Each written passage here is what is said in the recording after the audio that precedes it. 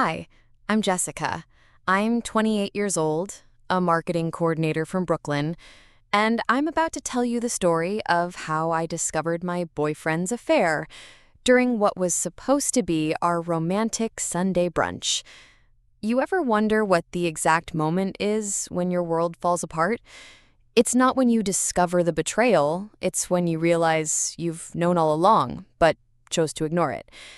I was sitting in one of the most expensive restaurants in Manhattan, watching the man I loved destroy our 3-year relationship with text messages hidden under the table.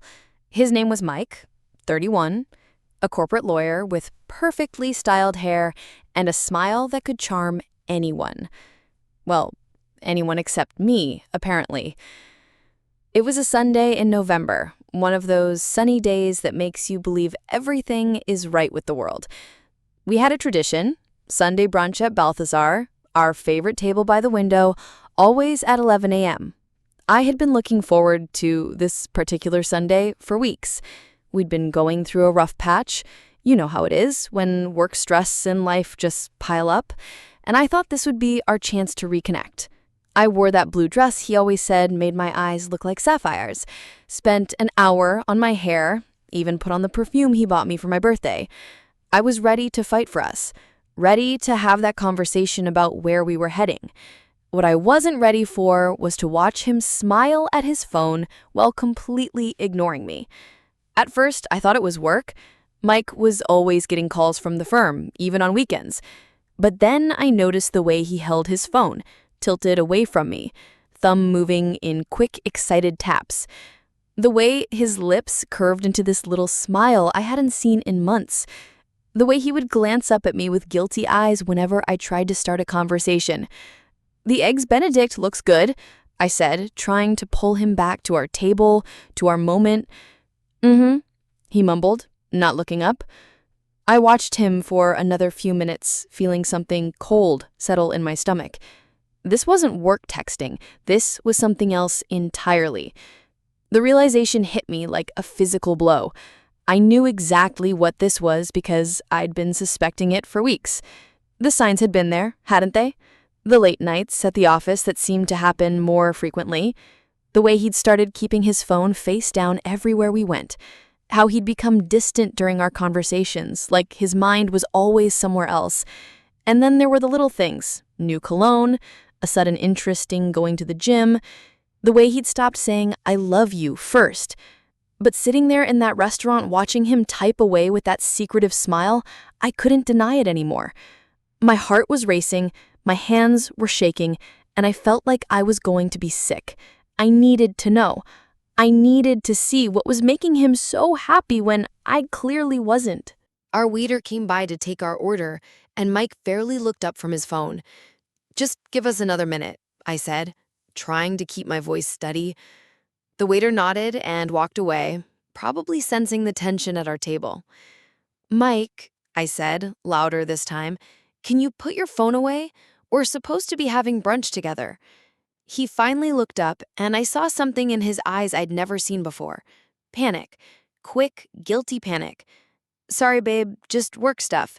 You know how it is." But I knew it wasn't work. Emails don't make you smile like that. Work texts don't make you bite your lip and glance around nervously. And work definitely doesn't make you hold your phone like it's a precious secret. "What kind of work stuff?" I asked, trying to sound casual but failing miserably. "Just a case, a big case. You wouldn't understand the legal stuff anyway."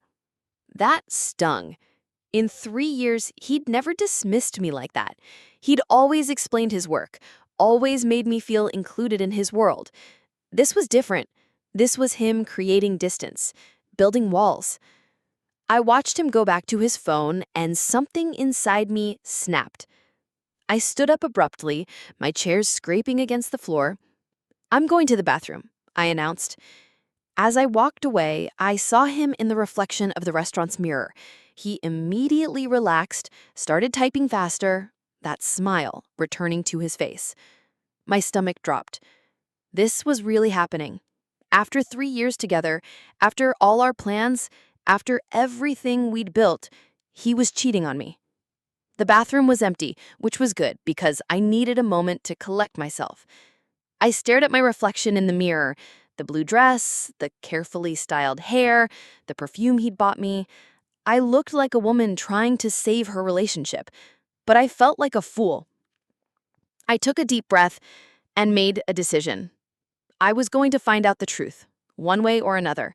I couldn't keep living in this uncertainty, this constant feeling that something was wrong but not knowing what. When I returned to our table, Mike was so absorbed in his phone that he didn't even notice me approaching. I could see him from behind, and what I saw made my blood run cold. He wasn't just texting, he was looking at photos. And from what I could see over his shoulder, they weren't work photos. I moved closer, my heart pounding so loudly I was sure everyone in the restaurant could hear it. That's when I saw her. A blonde woman, maybe my age, smiling at the camera in what looked like a selfie. But it wasn't just any selfie. It was the kind of intimate photo you send to someone you're involved with, the kind of photo that leaves no room for misinterpretation. Mike was scrolling through what appeared to be an entire conversation of photos and messages. I saw hearts, I saw kiss emojis, I saw messages that started with, "Good morning, handsome," and "Can't wait to see you tonight." My entire world tilted on its axis.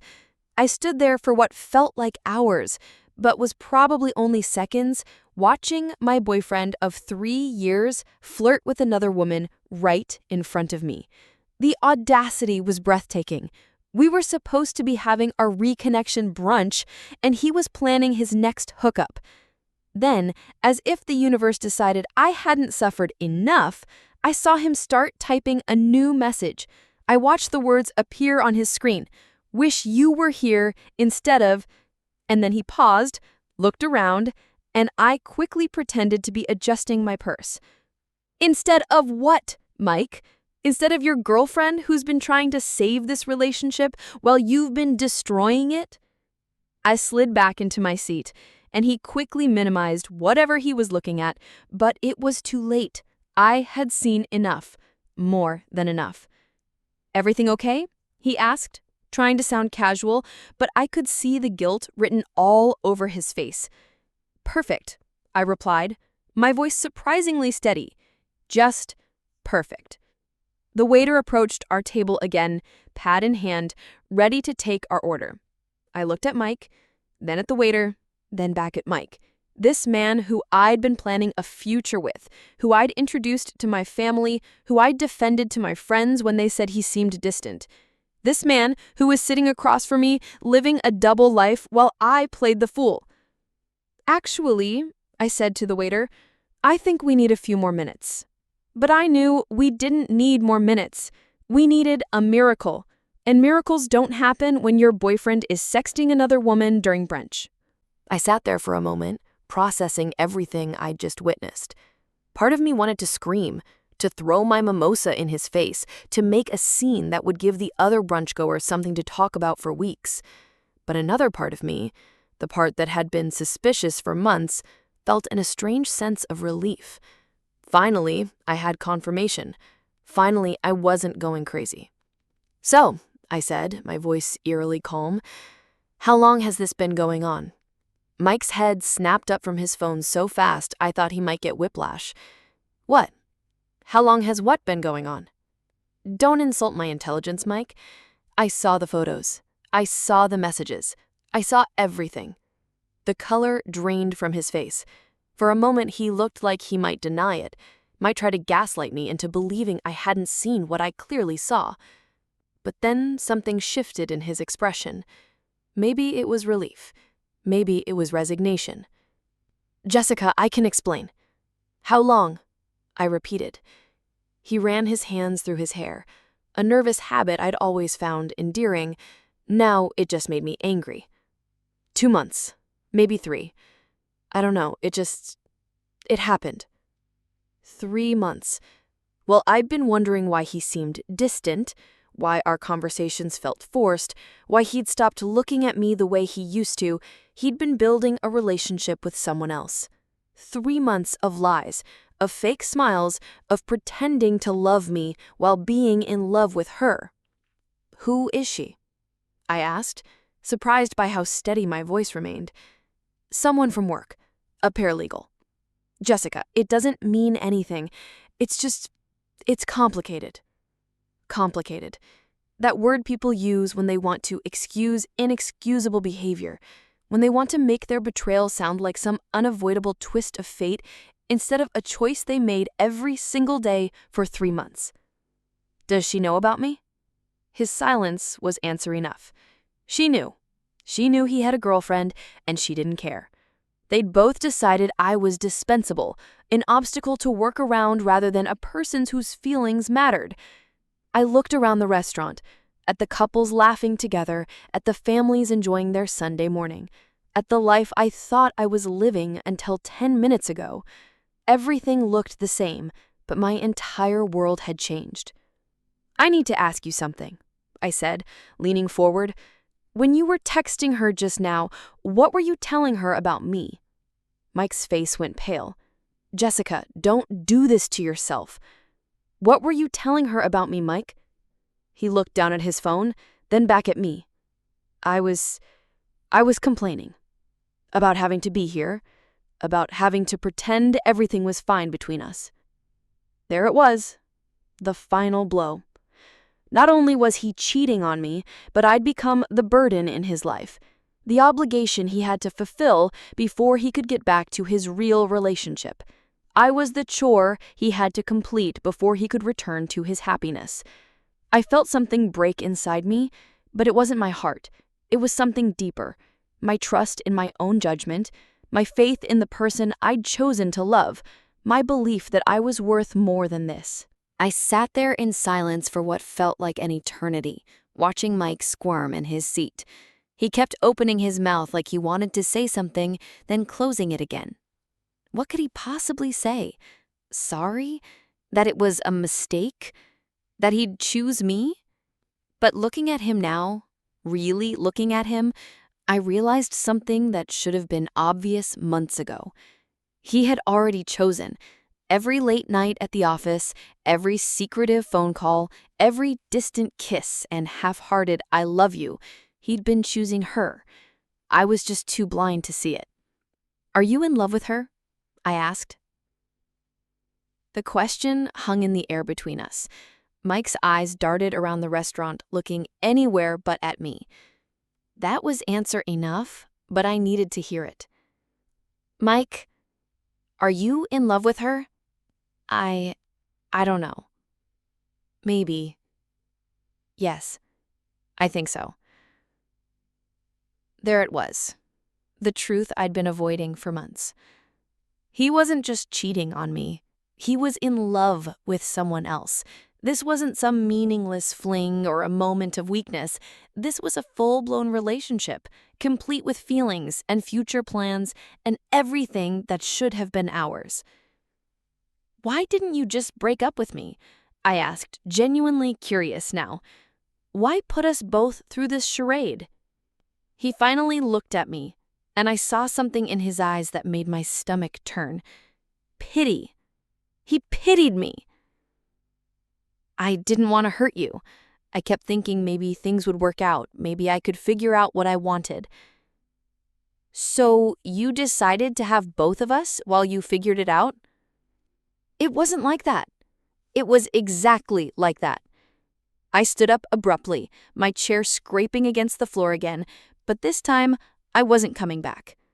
I signaled to our waiter, who had been hovering nearby, probably sensing the tension at our cable. "Excuse me, could I get the check, please?" "Jessica, wait." He reached for my hand. "We can work this out. We can go to counseling. We can—" I pulled my hand away. "Work what out, Mike? You're in love with another woman. You've been in love with another woman for months. You've been lying to me, to her, to yourself. What exactly do you think we're going to work out?" The waiter appeared with the check, and I grabbed it before Mike could. $87 for a brunch I couldn't eat, for a conversation that destroyed my relationship.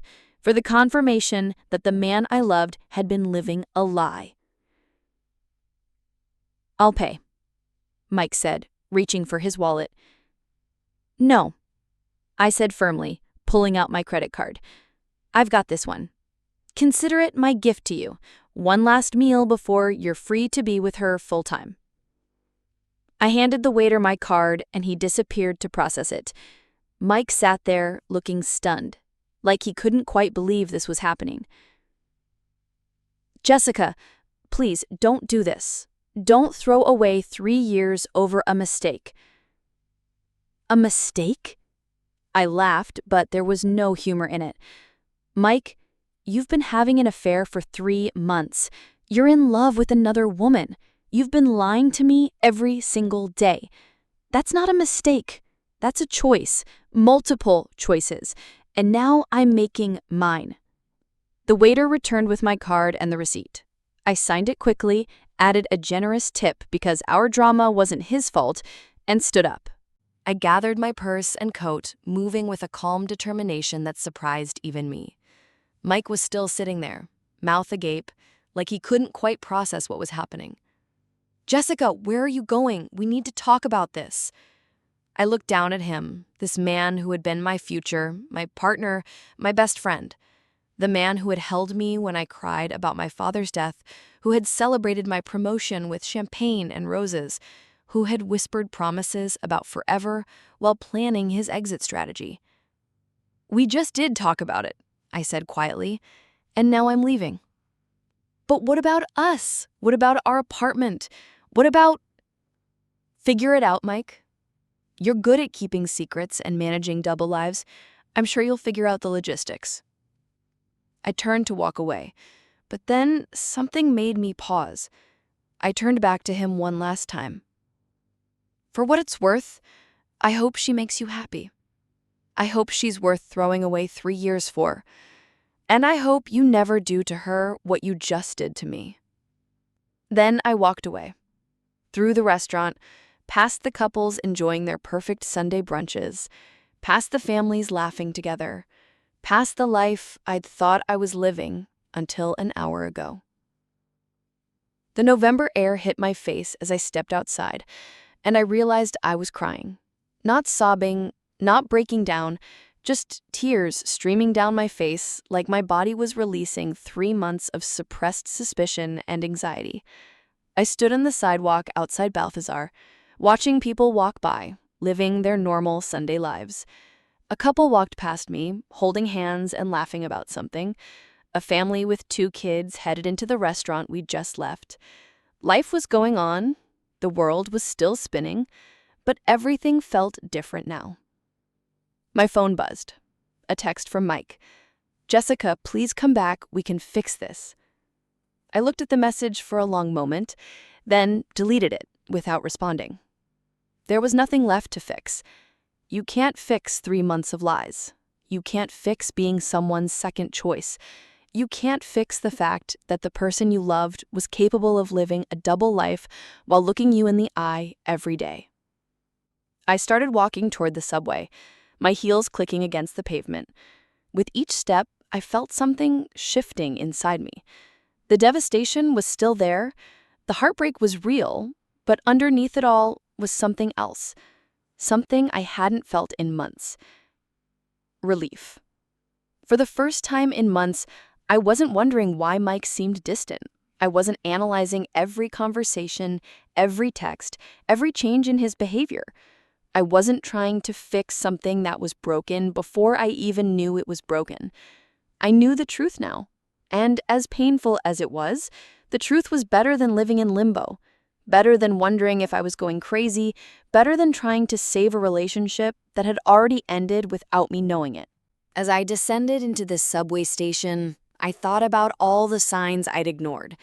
The way he'd started working late more often, the way he'd become protective of his phone, the way he'd stopped talking about our future together, the way he'd stopped really seeing me when I walked into a room.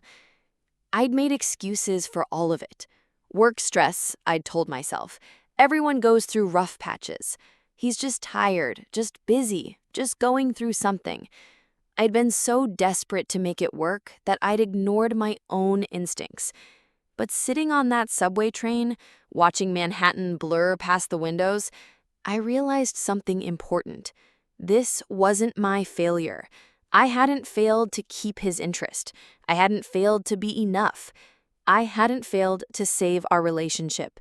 He had failed. He had failed to be honest, to be loyal, to be the partner I deserved. He had failed to have the difficult conversation that could have saved us both months of misery. He had failed to choose me when choosing me mattered. My phone buzzed again. Another text from Mike. "I'm sorry. I never meant for this to happen." This time, I didn't delete it.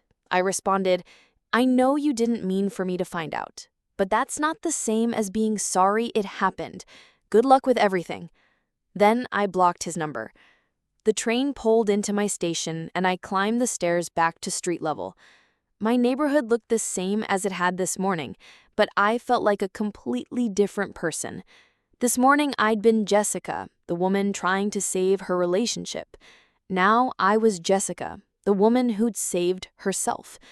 I walked into my apartment, our apartment, and looked around. His things were everywhere. His law books on the coffee table, his jacket thrown over the back of the couch, his coffee mug still in the sink from this morning. Evidence of a life we'd built together, a life that had been built on lies for the past 3 months. I sat down on the couch and finally let myself really cry. Not the quiet tears from outside the restaurant, but the deep, body-shaking sobs that come when you realize your entire life has to change, when you realize that the future you'd planned doesn't exist anymore. But even as I cried, I knew I'd made the right choice. I could have stayed at that restaurant. I could have pretended I hadn't seen what I'd seen. I could have agreed to counseling, to working it out, to pretending that 3 months of betrayal was just a bump in the road. Instead, I'd chosen myself. I'd chosen my dignity, my self-respect, my right to be with someone who chooses me every day, not just when it's convenient. The afternoon sun was streaming through our windows, and I realized something. Tomorrow would be Monday. I'd go to work. I'd start the process of untangling our shared life. I'd begin the difficult work of rebuilding. But I wouldn't be wondering anymore. I wouldn't be analyzing every text, every late night, every distant kiss. I would be free. And sitting there in that apartment, surrounded by the remnants of a relationship that had died months before I knew it, I realized that freedom, even painful freedom, was better than beautiful lies. I paid that bill not just because I wanted to leave, but because I wanted to close that chapter on my own terms. I wanted to be the one who walked away with her head held high, not the one who was left behind to pick up the pieces. That $87 brunch was the best money I ever spent. It bought me the truth, and the truth, as painful as it was, had set me free. If this story shocked you, just wait for what's next. Leave a comment, share it with someone who needs to hear this, and of course, subscribe and hit the bell so you don't miss a single notification.